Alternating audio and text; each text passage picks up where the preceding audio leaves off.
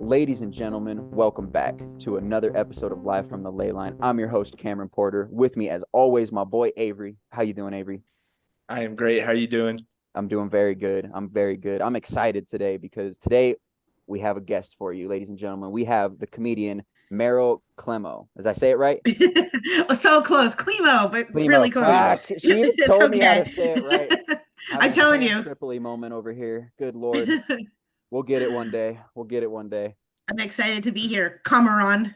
Ah, yes. You can butcher my name all you want. Porter's too good. Too easy. I can't get that wrong. Right. I know. Hey, you can call me whatever you want. Just don't call me late for dinner. All right. That's all. Okay, wait. I just listened to a recent episode. Which of you is doing sober October? Me. Cameron. Oh my goodness. Bless your heart. How's it going? Well, I'm hanging on by my fingernails. Yeah. But I'm doing it. Honestly, it's good. I've got a clear head and I can think properly. I'm not fucking up my words when I speak. That's something I struggle with. I'll get too high before the podcast and like fumble over my words. My brain will be faster than my mouth can. But yeah, it's been good for you. Well. Thank you. I wouldn't have done it otherwise. I have to pass a piss test at the end of the month. I'm going to be getting a new job, and so I have to piss clean for them, and then I can get back to doing what I do. Well, I support that. You don't have some of my friends. Oh, actually, I should probably not say on here what some of my friends do to pass their urine test, but it's okay. Hey, honestly, we'll talk about worse shit on here. Yeah, totally. Yeah, ways to pass a piss test is not the worst of what we talk about. For the folks at home, cranberry juice is beautiful. Pure cranberry juice, not the cocktail. Pure juice, organic. You drink that like a shot a day, and then on the day of the piss test, chug it. Chug the rest of your bottle, and then a gallon of water, and you're good for about a pee. That's the natural way to do it. They also sell detoxers. Yeah. Black market urine. That's the big conspiracy. Yep. I've also thought about that. You can tape the little Ziploc, and then you got the hand warmers that you put in there with it because they check. Oh, yeah. Ladies and gentlemen, they check temperature. You can't be pissing cold pee. Okay. So, yeah. Damn. That's what it's all about. But enough of the delinquency. All right. I know. I'm so excited. Okay, you guys, the other episodes I listened to, I feel like you guys are in the upper echelon of like conspiracy intelligence. Like, as we'll probably find out today, I'm not surface level, but I'm a very like pop culture conspiracy theorist and like a party time one. But I like how deep you guys go into, and I can like play in that world a little bit, but you guys are like the intellectual truth seekers, so I already love it. Yes. Awesome. Yeah, we love getting deep into the details. We skip the kiddie pool and we try to swim right into the deep end. Yeah. And that's my bread and butter. But honestly, the pop culture stuff is a lot more fun for me. I love like the Hollywood aspect of it and the symbolism they put in movies and the Illuminati and Jay-Z and his lady. Yeah. Oh my God. I mean, I live in Los Angeles, which is so funny because it's like, once you kind of know about this stuff, then it's almost painful to live here. Like I'm living in the land in which it is the most amplified and just the most annoying. But it is crazy when you're like driving down Hollywood Boulevard and everything is like The Exorcist, like everything just looks satanic. And even if it's, who knows what the intention is, but you can't deny that like everything is an upside down cross or like a big devil worship. And then there's, paintings of all the Amy Winehouses and Tupacs and everyone. And it's just like crazy to be immersed in it, but also crazy that people like don't think it's a little weird or, you can just feel it.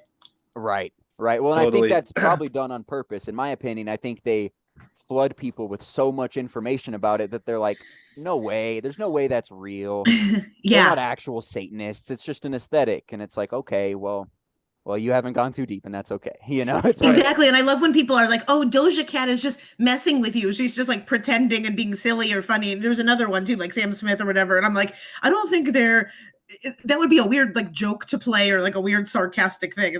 If so, like who's laughing? It's just kind of weird. It's a terrible sense of humor if that's a joke. Yeah. And that is something I talk about in stand-up too, where I do love aspects of the younger generation because it's so funny where they take all these things that are very noticeable, but like they're irritated by it in a very funny way. Like they're like, oh, Doja Cat, ew, she's a Satanist. That gives me the ick. And like, it's always like how embarrassing for her. And so they're able to see it, but like they make it icky and embarrassing instead of this whole like, I don't know, the way they expose it is very funny because it's like, ew, that's so embarrassing for her that Beyonce sold her soul. Like, right. Yeah, right. Yeah, it's more embarrassing for these fans that are like, come on guys, she gotcha, haha, she's just joking. It's like, yeah, it's not a joke, ladies and gentlemen. right. And I feel like there's other jokes they can do. Right, I agree. Well, and I feel like she was funnier back in the day, like, bitch, I'm a cow. Yeah. Hilarious. Yes. Yes. Yeah, it's a weird joke to play to like lose a lot of weight and look unhealthy and like look like you've lost your mind and look Like vacant behind the demon. eyes and yeah. I'm impressed with her commitment to the bit, but yeah, that's a lot of pop culture. But yeah, okay, I'm so excited to talk to you guys. You can Yes. So before we get into it, yeah, for sorry. listeners that don't know you, tell us a little bit about yourself, where you got your start, where you're from, stuff like that. Okay, yes. Well, I'm originally from the East Coast and then made my way out to the West Coast and have done a lot of things in the entertainment world. That sounds like it's about porn, but it's not. Not yet. Give it like a year or two. But I've done radio in San Diego. I had a very fun, very popular podcast. We're on a hiatus now, but a podcast called Campfire Sht Show. And it was a comedy podcast, and it was all about the shit show moments of life. And like during that time was also the time that I was kind of coming up in my interest in the Illuminati. So it was perfect where we've had, we haven't had like Sam Tripoli on, but we've definitely had Isaac. Yes, Isaac Weishaupt.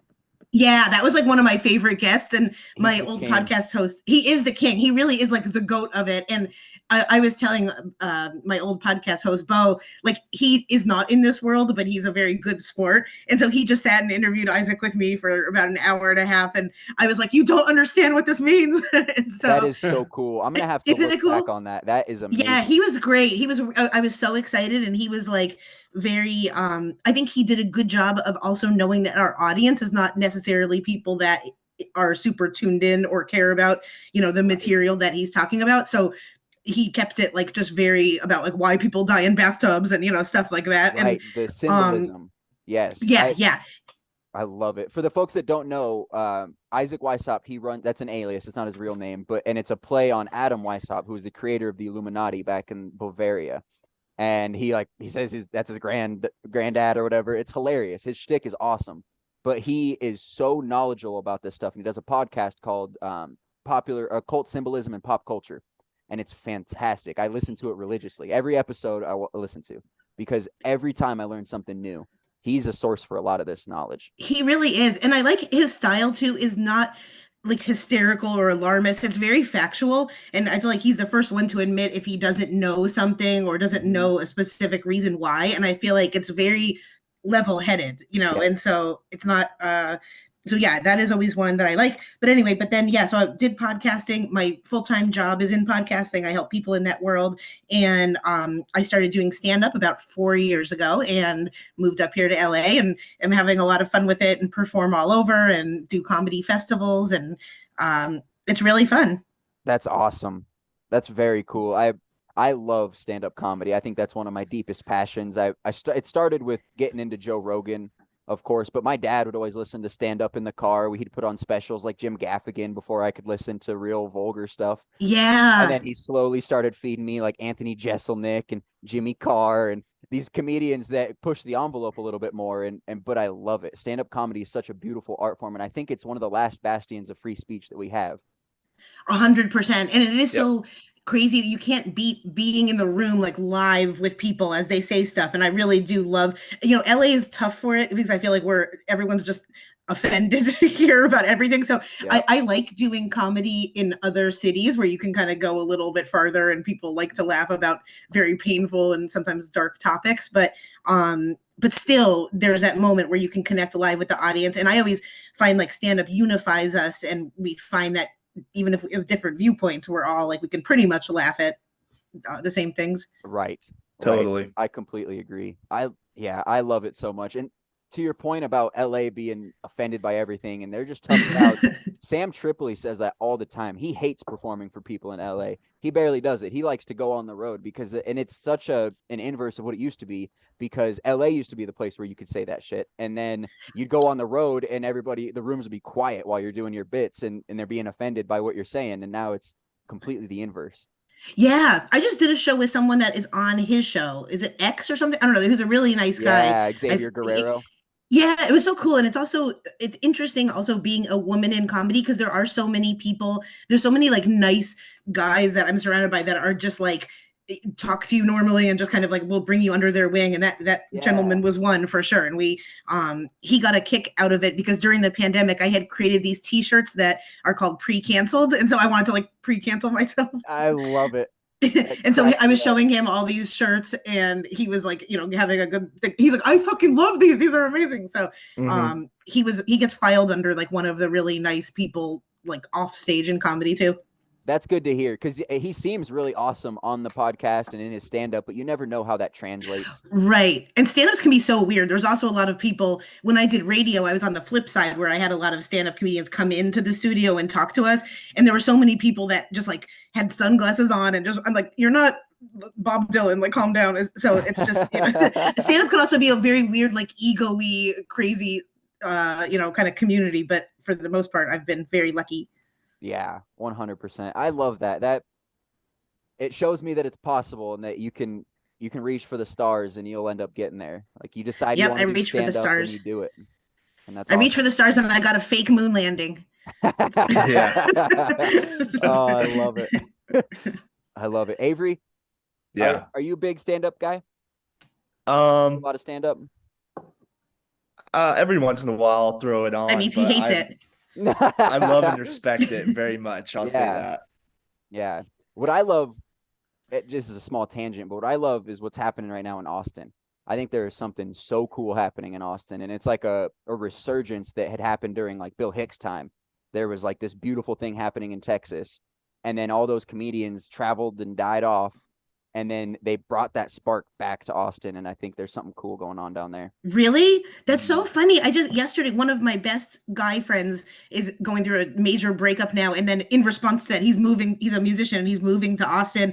So I just had like an hour-long talk with him about how cool Austin is and just like, how excited he is. That's so funny that you should say that, because I wondered about that. I mean, I know there's a lot of comedians that obviously like fled there and the whole Joe Rogan thing, but I told him I'm very interested in seeing what it's like doing comedy there and like, just the general like community and the feel of it. Right. Yeah. And I listen to Joe Rogan religiously as well. I'm a podcast nerd. I listen to all of them. I try to. And every stand-up that he'll have on, because he'll give them the true Joe Rogan experience now. They come to his comedy club, they come see what's going on. If they're a comedian, they perform, and then they do the podcast, and it's, they'll probably work out and shoot some bows and fight a couple bears or something. They do the normal Joe Rogan thing, but it's unanimous amongst all of them. They love the rooms. Everybody's receptive to what they're saying. Everybody's laughing. It's like there's not a lot of offense being taken, and I love that. That's so cool. I also have an unpopular opinion that I think Austin has better tacos than we do in Southern California, which gets me in a lot of trouble. But I like the Tex-Mex style better. Yeah, I don't have an opinion on it. I wouldn't know, but I'll take your word for it. I believe. Take my word for it. Yeah, afterwards, it will be the most shocking opinion we have of everything. That's funny. Well, I'll have to try it out. We'll see. I'll be the judge of that one day. Yeah. Where are you guys located? I live in Colorado Springs. Oh, beautiful. Yeah. Okay, cool. That's nice. Born and raised Colorado. I live in Arizona, and currently I'm in Hawaii. Whoa. Yeah. Living the dream. That's amazing. Yeah. Oh, yeah. Yeah, Avery is, I relate him to Pitbull. I call him Mr. Worldwide all the time because he's always traveling. Mr. Pitbull is truly amazing. Do you think, I feel like Pitbull has to be in the Illuminati. Probably. But I don't mind if he is. Yeah. He's one of the good ones. He is. Like, I feel like he's kept his soul, or whatever soul he upgraded to is like better than the one he had before. Yeah. Oh, that's funny. I agree. So tell me a little bit more about your start in comedy. I mean, you probably started doing out open mics and stuff like that. Yeah. I started, and I always advise people, for me, taking a class, a stand-up class, really, really was what helped. I was doing everything stand-up adjacent. Like I had said, I did podcasting for many, many years, and we were interviewing a lot of stand-ups, and then I was on the radio and doing that, and I felt like I was doing skits and kind of writing and doing everything but stand-up. And my friends that were stand-up comedians were like, Meryl, if you don't do stand-up, one literally threatened to punch me at a party. Yeah. And but despite my threats, I knew for me, like learning it through a class would probably be the best way. I think some people just want to get up and riff at open mics, but for me, like I like more of a structure to know what I was doing at first. Right. So I took a wonderful class up here in LA, and the final, quote unquote, the final was a 5-minute set, which seems very short if you don't do comedy, but if you do stand up, 5 minutes is a 5 minutes freaking is long so time. long. Like, right. And it got us prepared where we had 8 weeks and we learned the basics of joke writing and just learned a lot of other material that even if they weren't like form jokes, there's still stuff that I can go back to. Like one class we just wrote like 30 things that we hate in life. And it's like, those are kind of things that you can get started of right. Just brainstorming. And then it got us ready for a 5-minute show. And it also just taught you the basics of not complaining where you are in the lineup, because that's a big thing. When you're like a new comedian, sometimes you have to go first in the lineup. Sometimes you're dead last after like 13 people and you're going on at midnight. And so just learning to kind of take that and be professional. And then we weren't allowed to bring our notes up. So like, learning just to kind of be scared and just free on stage. Right. And once I did it, I definitely loved it. And I've had some really good shows. I've also had shows where I've performed to like one person eating a salad in the audience. And there's also shows, it's a really good learning experience because I feel like stand-up is the number one thing I've learned just about myself and my own ego and humility and stuff, because it's like, if it doesn't go well, it always comes back to something I'm doing or not doing. And learning how to like have clarity in your stand-up too was one of the biggest game changers for me. They, just if people weren't laughing, like if I broke it down, I'm like, oh, they're not laughing because they hate me. They're laughing because I don't think they're understanding like what I'm saying, or right. It's too long, or my point isn't really coming across. So that has been like a really big learning thing for me that I love. Yes, absolutely. And I think awesome. I find that in life all the time. I have a difficult time getting my ideas across. I feel like my brain runs off in like 4 different directions and I got to wrangle them. Yes.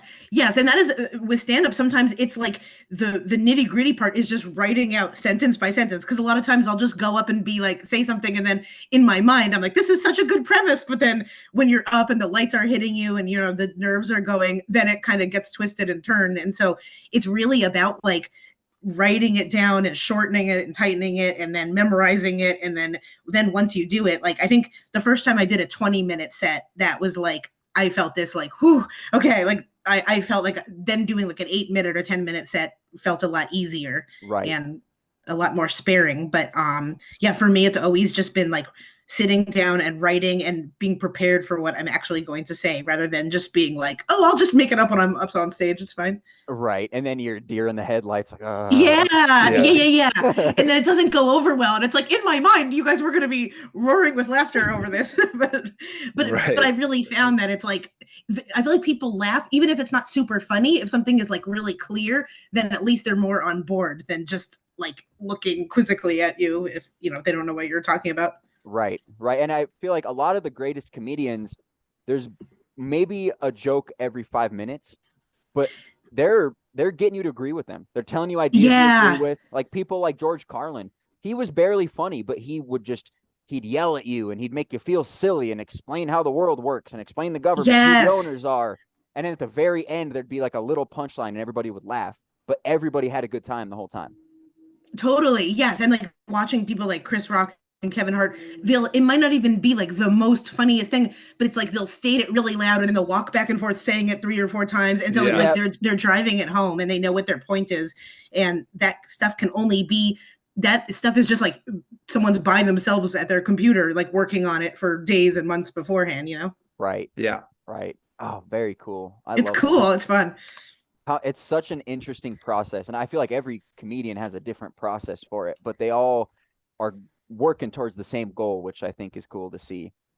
Yeah, for sure. And I'm lucky that one of the good parts that I do like living in LA, and I'm sure it's the same in Austin and other cities, is that I have friends that push me to go to open mics and like do things. I think naturally I'm just kind of more almost like an inclusive, whatever, introverted person where like I like to just work on my stuff alone. But Right. it's almost like for stand up, you have to be around other people and go to the open mics and network. So I'm lucky that I have friends that are like attention hogs and just want to be on stage every minute. Yes, So, I think that's healthy. yeah. It's easy, especially if you're a perfectionist and you take a lot of pride in your work, to, isolate yourself and just write, and think you have this magnum opus, but you haven't bounced it off any heads. Then you take it to the mic and nobody laughs, and you're like, God damn it, Yes. what's wrong with it?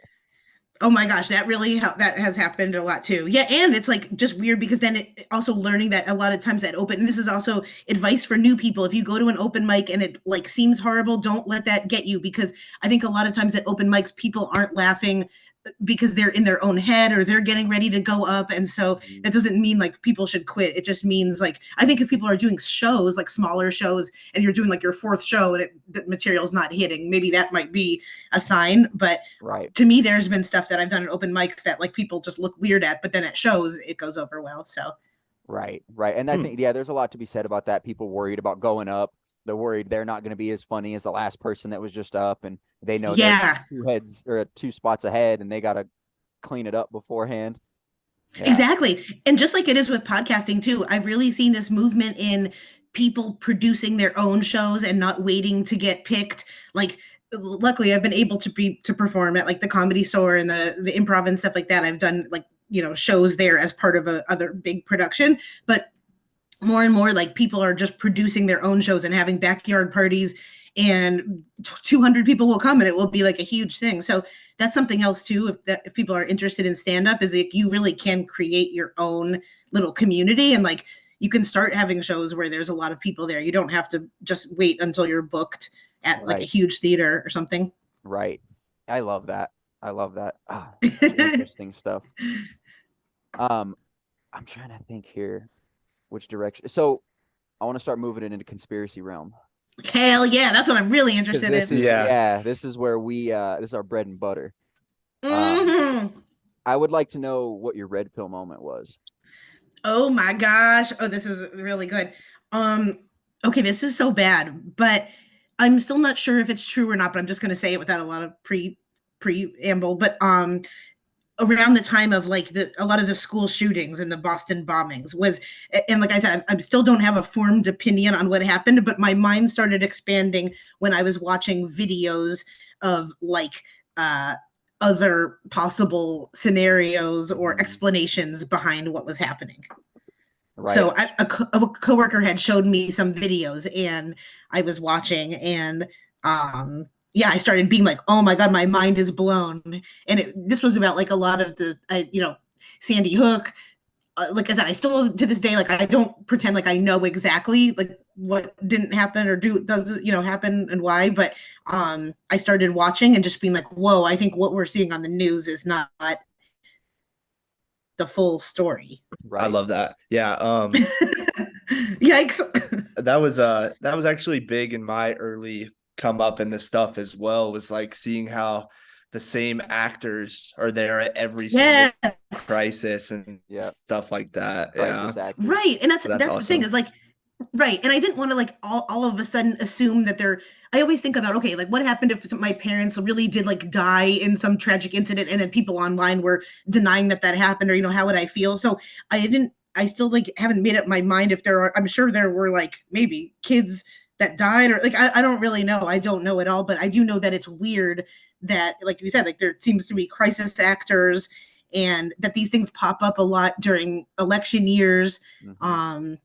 So yeah, that was that. And then I got way more into, I think that led to more of the symbolism in pop culture, like the Super Bowl.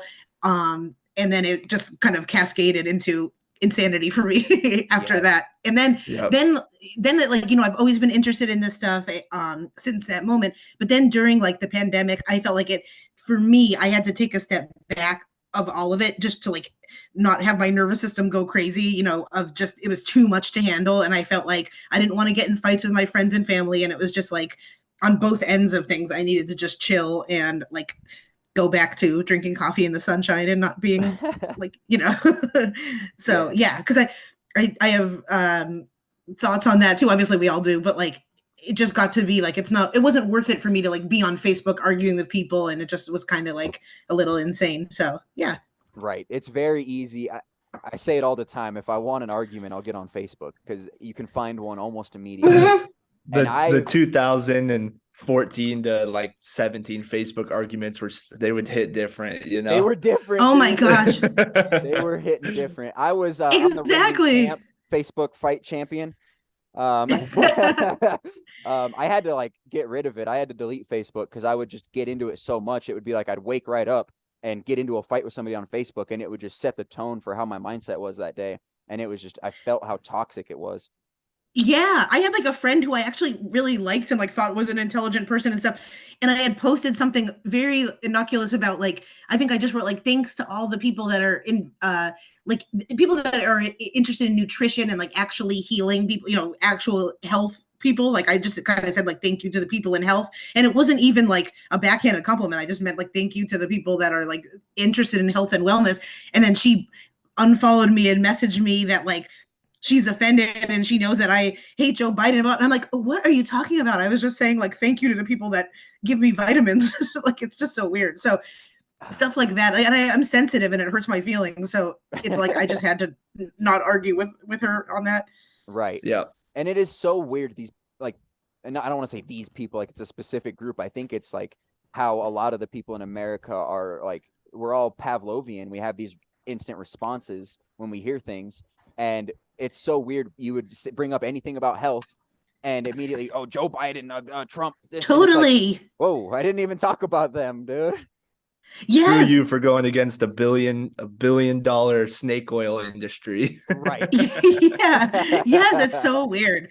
But like I always think of, I even have a little bit of stand up about this or whatever, but I always think of the conspiracy world as like a high school cafeteria where like, where would I sit there? And to me, like I would be sitting at the table where we'd be having more fun talking about like, as we said, like the moon landing or the Paul McCartney or like more of these types of things rather than like arguing about Trump and vaccines. That's just like not my really interest, No, me neither. And there's such draining conversations because honestly, these people aren't looking to get any more information. They're trying to change right.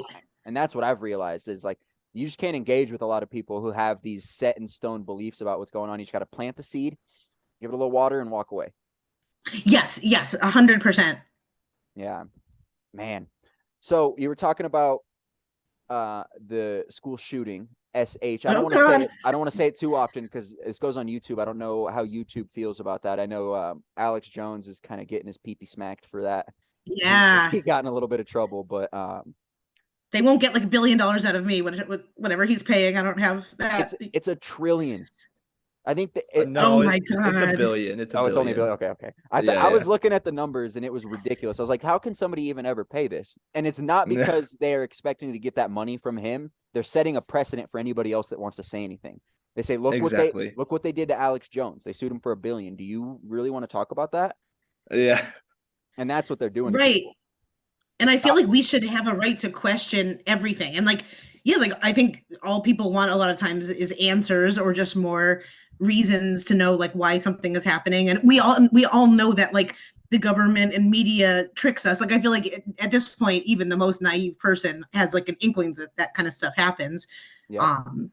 But yeah, it's just like the extent. Like I mean, I don't know. Do you guys think that children actually died, or like I don't really know? I do think kids actually. You do? died. Okay, yeah. I think these people at the top don't give a shit about human life. I don't think they care if a couple kids die, if they're going to make a point and they're going to harvest all this energy off this fear and panic. That's where I think a lot of this is done for, a lot of these tragedies. Part of it is to sway political views. A big part of these shootings is to push Second Amendment rights being taken. Exactly. It's a gun grab. Yeah. But also beyond that, at the top, me and Avery talk about it all the time. It's Molochians and Luciferians at the top. It's these people who are, devil worshippers, but it's even deeper than that. It's not like Church of Satan devil worshippers. It's like they're actually worshiping these devils that were talked about in the Bible. These things like Moloch, who is the god of child sacrifice. And that's why they're doing these mass rituals of child sacrifice. That's why this Maui fire killed all the kids in their homes. And yeah, and I always think too, like the Lady Gagas and the Billie Eilishes, like those aren't the worst of the worst. Those are like the puppets of the worst, you know. Oh, And they're yeah. not like, it's not Katy Perry that's like scheming on all of this. No. No. No, Oh, God, but I think no. when I first got into it, I was thinking that Katy Perry was like the CEO of all of this, but no, she's just like 500 removals away from like the head of whatever. Yeah. But yeah, that's how I felt even about like Boston, the bombing and the Manchester stuff. Like I was like, I think real innocent people died, and that is very sad. But I think like the reasons why some of these things are happening and like the response to it is what's kind of tweaked in my mind. Exactly. Absolutely. And Yeah. I want to be Exactly. clear for the folks at home. We're not saying that we don't believe people died or that it's not No, bad. I totally do. Yeah. It's bad. It's terrible that these people are dying, and we got to fight tooth and nail so that these people don't keep dying like this. But you also need to like, don't let, because these people died, that fact be buried, that you can't even bring it up. You can't talk about it or question anything. That's what they want. They want you to just shut up. Right. And yeah, I feel like in our society, there should be more space to talk about stuff, even if it's like, that's a bit ridiculous. I don't believe that, or, you know, whatever. I think we shouldn't be so quick to snap on each other.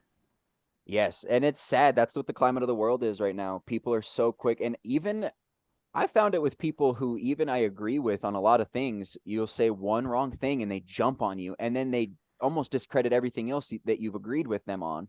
And it's so frustrating. Like in particular, I was talking with my grandmother's boyfriend. We were talking about, you know, COVID. We always get into it about COVID and the Jack scene every time. We're going deep into it because, you know, I'm trying to like plant little seeds. You know, I'll show him like he likes to believe CNN.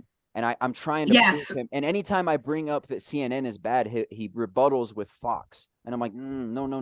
You're missing my point. They're both bad. It's like, right, 100%. Let's put Fox way over here. Let's not look at Fox either. But let's take this one and stop looking at this one as well. Because you're giving all these ideas. And I explained to him that Obama during the I think it was the Patriot Act, basically said, yeah, you're allowed to lie to the people. You're allowed to put misinformation in the news.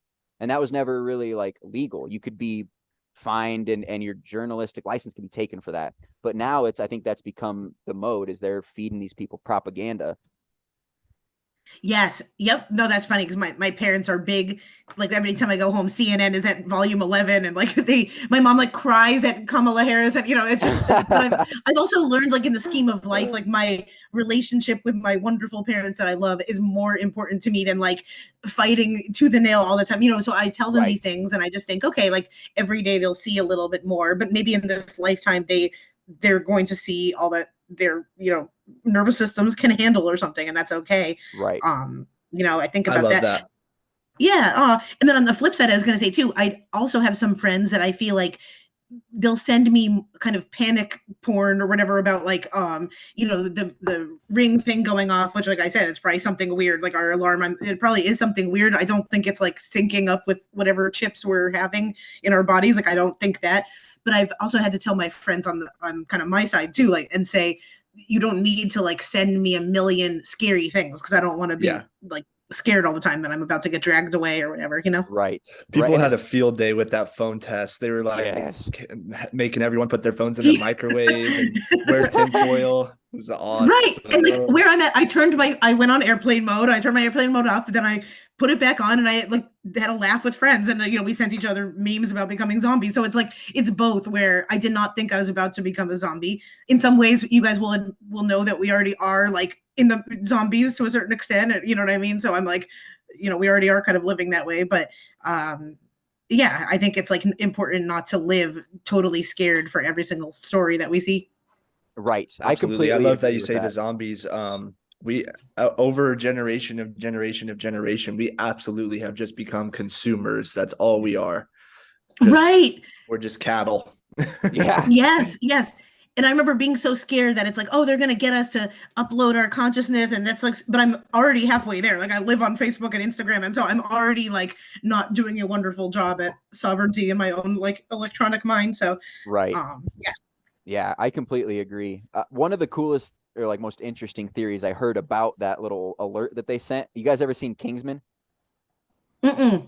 So there's this movie that they made. And it was about this. It's like a newer like spy movie. It's like in Britain, and it's a really great movie. But the main antagonist is Samuel L. Jackson, and he's like this new age like hipster dude, wears like nice white shoes and the hat turned sideways. And he's got a lisp, and it's hilarious. But he is producing this phone chip, this little SIM card that he's given to everybody for free. And he's saying, hey, free Wi-Fi, free calls and texts and whatever. Like, it's for the people. I love you guys. But then at the end of the movie, it sends out this frequency that makes everybody violent, and they start attacking each other. That was the cool. And do you think that's what it was? No, that's just something I heard. No, but it could be something. Compelling.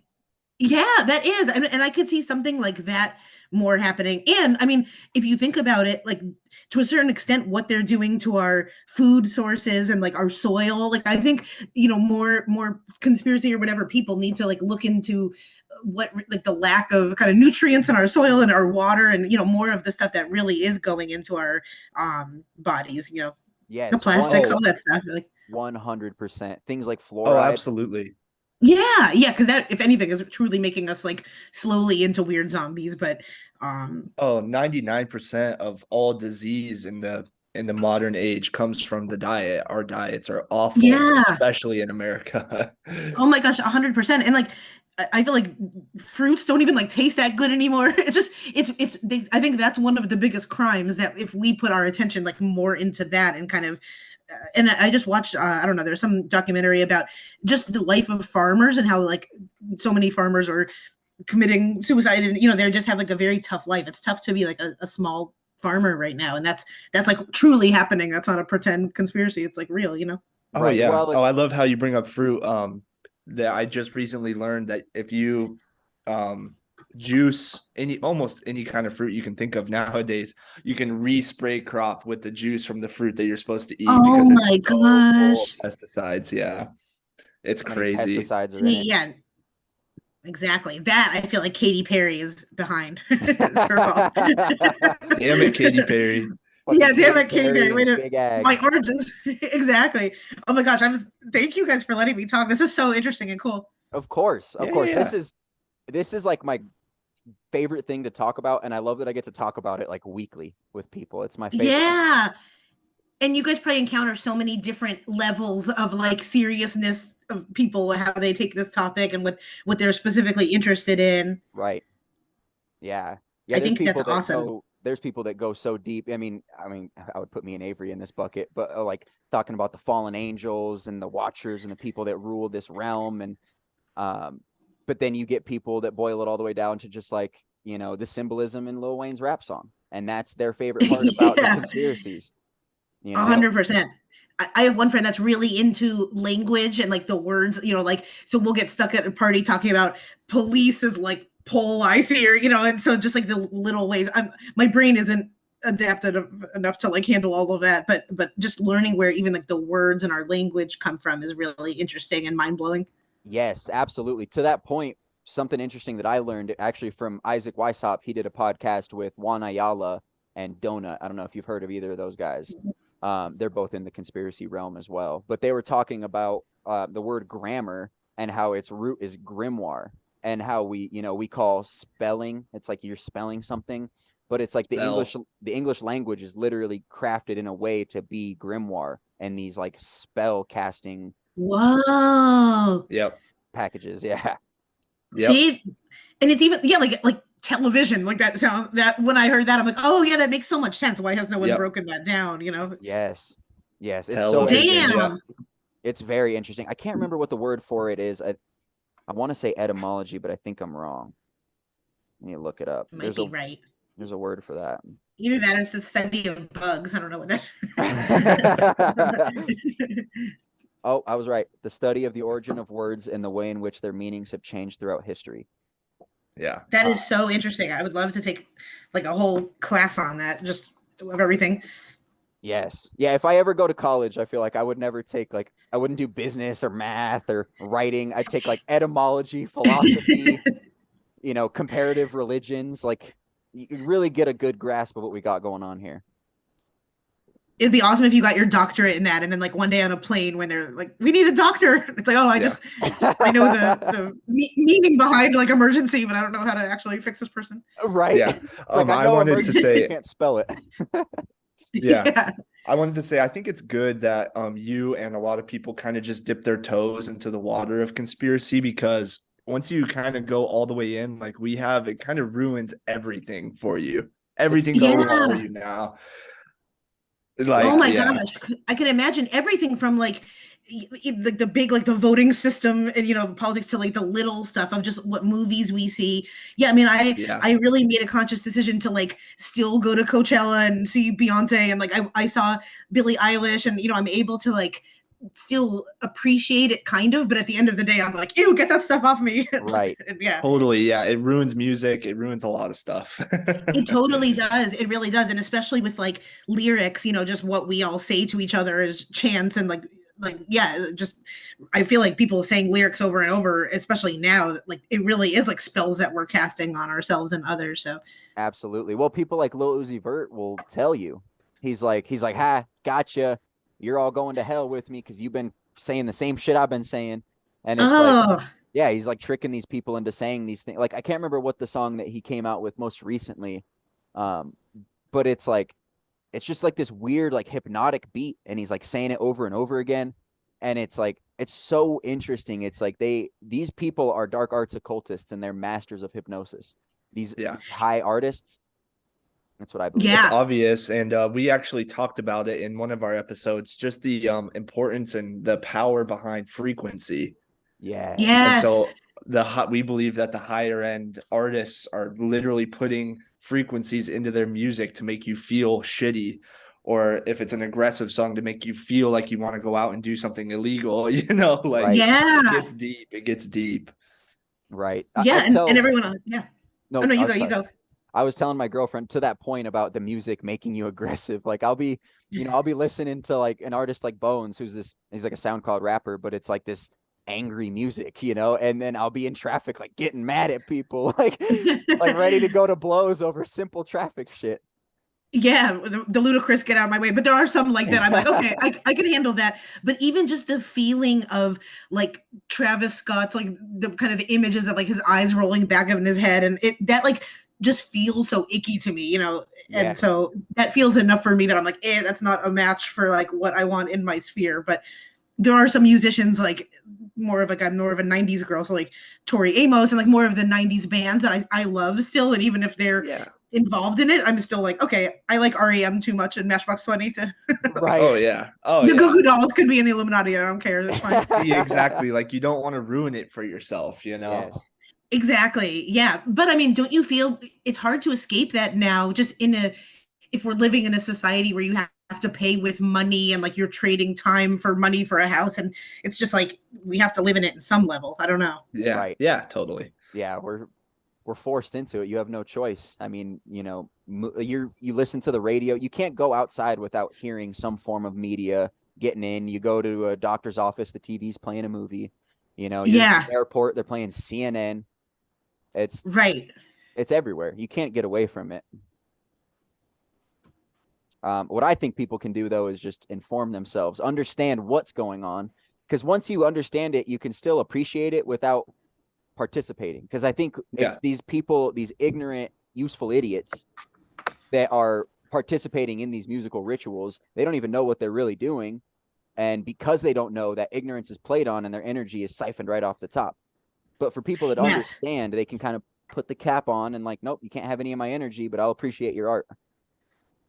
Yes, 100%. And I feel like now, and I'm going to look up that soil documentary, but I feel like now the real kind of revenge is like how you said, and also having your own community where you're growing your own food and you're not tied to Instagram every single second. I'm far away from that. I'm still living in that world, but I feel like that is the best. Like instead of people sitting online and fighting every minute, now I feel like the real power move is kind of truly going off the grid and growing as much as you can, and like being connected with the earth. That's the real fuck you. Exactly. I know that's not what I thought when I was a kid. I thought the real fuck you was to like take up arms. Totally. Go running in. Actually, it's just growing food. Exactly. And okay, I looked it up. The name of the documentary is called Kiss the Ground. And then there's a new one out called, I think, Common Ground, but it's really interesting about farmers and infrastructure in terms of like sustainability in farming and stuff. It's really, really interesting. So it's a documentary that I love that kind of blew my mind in that world. So I feel like your people will like it. Yes. Yeah, go check it out. Do you know, does it say who the director No, is? it's some filmmakers. I think like it says activists, scientists, farmers, and politicians turn to regenerative agriculture to save the planet's topsoil and combat climate change, blah, blah, blah. But like the main point of it is, I think, just about what the soil, like what they've been doing to the soil and how we can work together in like smaller communities. So yeah. Right. Awesome. And yeah, to that point, topsoil is ruined. Like there's nothing nutritious in the topsoil anymore. That's why they have to pump in bags full of nitrates just to get food to grow there. And it's because we keep tilling it. You're not supposed to till it like we do. You're supposed to have a 3-field system and you rotate, because then that mycelium, I don't know if you know too much about Oh my God, I am so into the fungal world. That's so funny. Yeah. Yes. And it's integral for growing things in a healthy way, because they are what transport the nutrients to the plant. Yes. Yeah, See, it's all a big there's the ecosystem. real. Oh my God. Sometimes when my friends take mushrooms here, like in kind of like party girl mushroom takers, I'm like, you're having that experience that you're feeling connected to everything because like you are the mushroom right now. And that's the mushroom in the ecosystem, right? And they're like, Meryl, shut up. Like they don't get that. But That's to a me, great like point. right? You know what I mean? Like you are like that is what you are, the mushroom right now, and that's they don't care at all. They just want to like start seeing purple and stuff. But Right. but to me, like the more that we're tuned into this, then the more we are open to see what's really happening with these big events and the kind of other stuff, you know? Absolutely. I couldn't agree more. Like I said, I'm doing sober October, but I use psilocybin mushrooms 5 times a week, I think. And not in heavy doses, but I'll take like, 0.25. I'll take a little capsule. And for me personally, I play a lot of pool, and it really helps me dial in. My brain just works better. Really? Yeah. And I think there's like something that to a be lot. said about that. I think For mushrooms are sure. so helpful.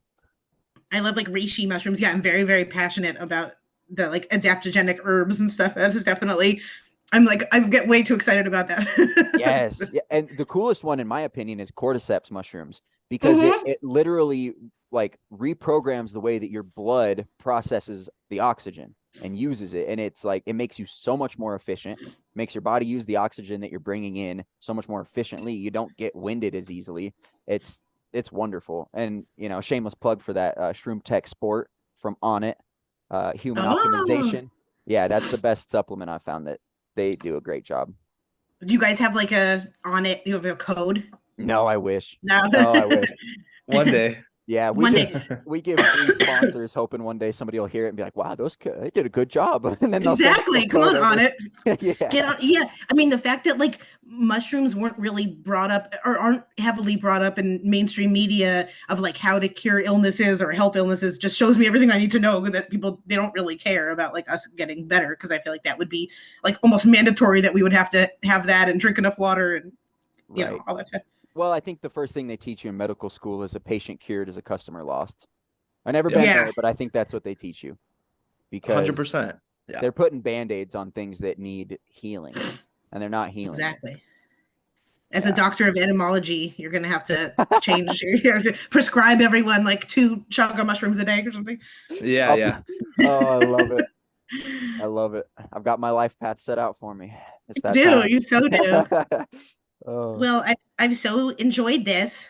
Yes, this is great. I love that you're knowledgeable about this kind of stuff, and that you put it into your stand-up, because it really does take people like you, giving it to people in sweet doses. You need a spoonful of sugar with the medicine, and yes. Yeah, that's how I've always said yes, I like to be a bridge between kind of the worlds, because I like to show people like, hey, I hold down jobs, I make good money, I have friends and stuff, but still I feel this type of way. And so it's like, so I think it's good. We should definitely get back on and do it again, because now that we know how excited you are about conspiracy, me and Cameron will be more prepared, and we'll come at you with some heat next time. Hell yes. Okay, good. Maybe like right after the election. Yeah. Oh, yeah. That'd be That would be perfect. good. Yeah. That And sounds I could good to also, me. I'll keep a running list of like crazy things. Like, did you see Doja Cat's new post? And yeah, that will be good. Yeah. Oh, I Yeah. see all of them, unfortunately. Yeah. Breaks my heart. They're so weird. I want to touch back on Doja Cat briefly Oh yeah, because yeah. we did a whole episode on Doja Cat back. Oh, you did? Yeah, what was Yeah. that? Like, I think it was called the Scarlet Sex Kitten, is what we called it. Yeah. Mm.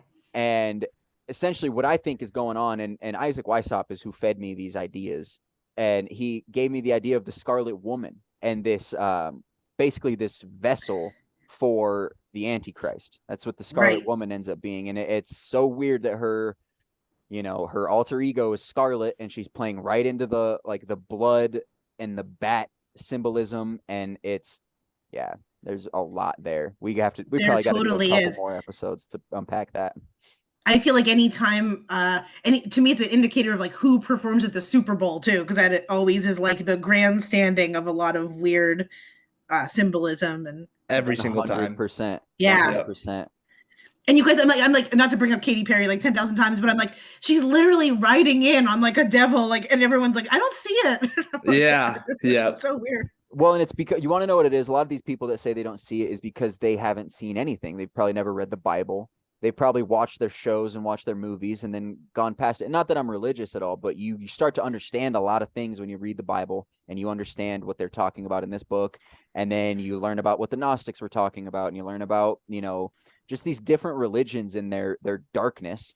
And then you see like, oh wow, they're portraying all the darkness from these religions.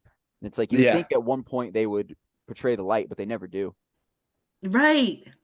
No, and I think that's like, I think there'll be coming a point where our society does gets like sick and tired of just kind of feeling like zombies, and there's like going to be more people paying attention and kind of like rising Hopefully. up. Yeah. I think really so. do hope so. I hope so. And quick, before we get off, you brought up Katy Perry, and right now in the news, it's hot, is Russell Brand. And Oh Russell yeah. Brand was married to Katy Perry. And I don't really know what kind of opinion I want to have about the whole Russell Brand thing. I think he was a slimy weirdo that had a drug problem and a sex addiction. And so he probably did some questionable shit. And I don't give him any pass for anything like that. And it's super interesting timing for him to be like rallying against Big Pharma and rallying against this and rallying against that right when the Me Too movement happened. That's when he started his YouTube channel. Oh.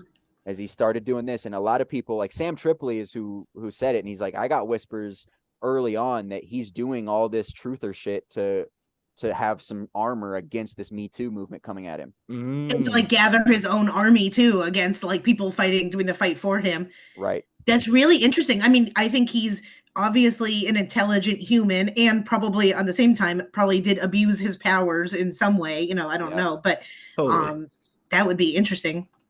Yeah, that's what made me think of it. You said Katy Perry. There's a lot about Katy Perry too, with her always like, her lioness symbolism during, I can't remember what show it was, but she came in basically as the I can't remember what they call it. It's a very prominent like deity in Babylonian religion, but it's this like lioness goddess, and then she came in like completely embodying it. And I feel like that's what they do. They use these artists as hosts for these entities, these disembodied Nephilim or whatever. Yeah. But I don't think she's John Benet Ramsey. No. See, that's one where I'm like, I don't really know about that. There was one Billie Eilish concert that I went to where she's like, I need everyone to stand still and like don't do anything, just stand still. And I like kept myself moving. So I'm like, whatever freaky shit you're doing right now with my own chakras, you're not gonna get to them. But not gonna get me. Exactly. I was like moving like a plant, being like, not gonna get this. But yeah, that's the thing. It's like I enjoy a Taylor Swift song. Do I notice her like every 2 seconds, like doing the symbolism with her hand and stuff? Yes, I noticed that too, but it's hard not to like think that her music is a bop. So yeah. Well, Taylor Swift is Anton LaVey's daughter. And I've seen that theory. Yeah. Anton really? LaVey, Anton LaVey started the Church of Satan. But wait, she looks just like her. It's really weird. Really? Like her mom and dad are on tour. So do you think that's just not, those are like her plant parents, or like? Yeah. I think a lot of these people in the Illuminati, the surrogate parents are chosen specifically because it's bloodlines. It's bloodlines of these Satanists. And I mean, it's not even the Satanists that do it. The LDS Church does it. Like they are really infatuated with bloodlines. And I think probably the parents were like put in right at birth, and they're like, here's a kid. But at the end, Anton is in the back like, she's going to be the lead one day. And she is. I mean, and then I was seeing on TikTok so many girls saying that like after her concert, they have amnesia. Like it was like a big thing where people were saying, oh, after they saw Taylor Swift, like they had amnesia. And of course it could be like they just were so excited and then this big event happened. And then it's kind of afterwards, you just get so excited that you like freeze or whatever. But that's to me like something huge where I was like, maybe I don't necessarily want to go to the tour or like watch the movie right now, or, there's a lot of like power behind it. Right. Yeah. Whether it's, Well, and amnesia gives me, that's like reminiscent of hypnosis. A lot of people have amnesia when they are put in a hypnotic state. Yeah. They have missing time. They don't remember it. Creepy. Yep. No. It's creepy. It's I wish we could get like a brain colonic and like I just want to like have everything like taken out for a few days and then I could like put good new stuff back in. Right. I like that. Just wipe the hard drive, re-download all the important operating systems. Exactly. Yes, because I wish I could undo just years of childhood like watching movies and just brainwashing in general, and you could like take it out with a straw or something and get it like a car wash. Yeah. Well, I come up with that idea. You'll be the first to know. Do it. Okay, thanks. I'll help. I'll be one of the sales girls. I love it. Meryl, do you want to plug yourself one more time? Yeah, thank you so much. I would say Instagram. I mean, it's still in the matrix. So Instagram is the best way, at Meryl Klemow, MERYLKLEMOW. And that's where I post all of my comedy shows. If you guys do have listeners on the West Coast, and come see me and tell me that you're a fan of this show, and I will totally sure you're an extra friend. So awesome. Perfect. I love it. And I'm so glad I connected with you guys. This is even more fun than I expected. Yes, awesome. Me too. I appreciate it. Thank God for Podmatch. That thing is so awesome. I know. I've like only met yesterday. I talked to like 2 sweet Canadian guys, and now I talk to you. Like it's honestly amazing. Perfect. That's awesome. I love it. And folks, her Instagram will be tagged below in the show notes. You'll be able to find her, and everything will be below. Ladies and gentlemen, give us 5 stars. We deserve it. We deserve a subscribe. We do hard work for you. And honestly, I'm not going to go anywhere until you do it. I'm waiting. All right. Thank you, folks. That's all we needed from you. Meryl, this was beautiful. I really appreciate you coming on. And I loved our conversation about comedy, too. Maybe one day, if I ever have a podcast that's not about conspiracies, I want to do a whole show about the comedy aspect, because that's a big interest and passion of mine. Do it. You should do some stand-up, too. That'd be awesome. Honestly, I get stage fright. I get afraid of going up in front of people, but I don't know. I feel like it's one of those things. Yeah, like I've seen people at open mics, like their hands are shaking and they could barely do it. And to me, I just think that's awesome that someone is trying something new. And it's like, I don't know if you really ever get over that nervous feeling. I just think it does get a little bit more like, I've done this before. It's like, it's really not as bad, And I think when you have prepared what you want to say and you're kind of like armed with your material, the stage fright gets a little bit less because you kind of know what you want to get across. Right. And your jokes kind of carry you through the nervousness. Exactly. Totally. Yeah. So I always try to like it's cliche, but I do try to take my nerves and like make it into energy, and just remember that for the most part, people are there to be entertained and they're there with love. Right. Yeah. Right. I love that. Oh, that was beautiful. And this was such a great conversation, and we really appreciate you blessing us with your presence. Yep. Thank you. I'm headed to the beach. So oh my gosh. You two have a great rest of your day. You go put those toes in the sand for me, buddy. I got you. All right. Have a good night, everybody. Right. All right. See ya. Bye.